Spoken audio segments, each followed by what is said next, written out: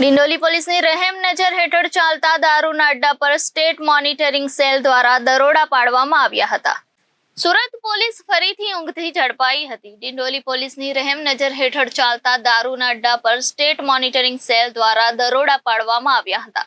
Bestan railway overbridge નીચે મહાલક્ષ્મી નગર નજીક આવેલ પ્લોટના મકાનમાં દારૂ વેચાતો હતો। સ્ટેટ મોનિટરિંગ સેલે 556 દારૂની બોટલો સાથે 4 ઇસમોને ઝડપી પાડ્યા હતા। ડિંડોલીના પોલીસ કોન્સ્ટેબલ સંતોષના બુટલેગરો પર 4 હાથ હોવાની ચર્ચા થઈ રહી છે।